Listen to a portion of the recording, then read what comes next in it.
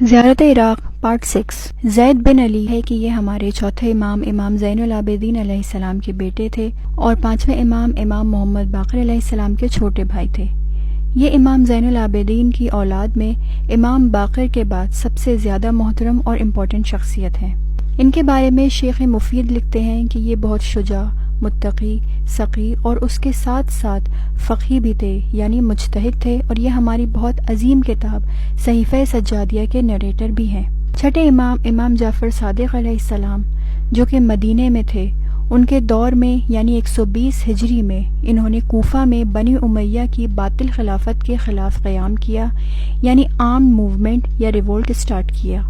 جس کی کئی وجہ تھی، جیسے بنی امیہ کا اہل بیت اور شیعوں پر ظلم، اور جیسے ہر کوئی جانتا ہے کہ مولا علی پر تو ہر بنو امیہ کے باطل خلیفہ نے ممبروں سے گالیاں اور لعنتیں بھجوائی تھیں،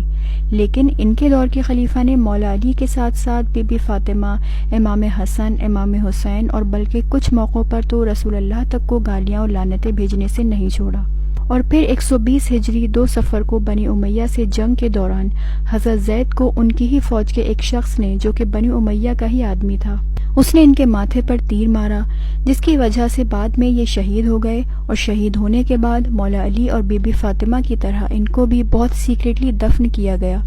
کیونکہ دشمنان اہل بیت سے یہ ڈر ہمیشہ رہتا تھا کہ وہ قبر کھود کر قبروں کی بے حرمتی کر سکتے ہیں، اور یہ ڈر حضرت زید کے دفن کے بعد صحیح بھی ثابت ہوا، جبکہ حضرت زید کو ایک نہر یا ندی کا پانی روک کر اس کے باٹم پر ان کی قبر کو بہت سیکریٹلی بنایا گیا تھا تاکہ بنی امیہ کو ان کی قبر کا پتہ نہ چل سکے، لیکن حضرت زید کا جو طبیب یعنی ڈاکٹر تھا، اس نے بنی امیہ کو ان کی قبر کی لوکیشن کے بارے میں بتا دیا، جس کے بعد اس لعنتی خلیفہ نے ان کی قبر کو کھود کر ان کی باڈی کو نکال لیا، اور آپ کو بتا دیں کہ شہادت کے وقت ان کی عمر صرف 42 ایئرز تھی۔ پھر امام حسین کی طرح ان کا بھی سر تن سے جدا کیا گیا اور ان کی لاش کو بھی کروسیفائی کیا گیا، اور حضرت زید کے سر کو سیریا اس ملعون بنو امیہ کے خلیفہ کے دربار میں بھیجا گیا،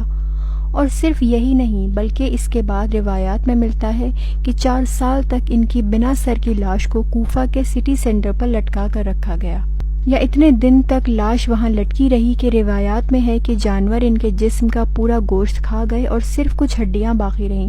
اور ظلم یہی نہیں رکا، اس کے بعد بنی امیہ نے ان کی ہڈیوں کو بھی جلا دیا اور اس کی راکھ کو بھی ہوا میں اڑا دیا۔ یہ لیول تھا بنی امیہ کے اہل بیت اور اسلام سے نفرت کا۔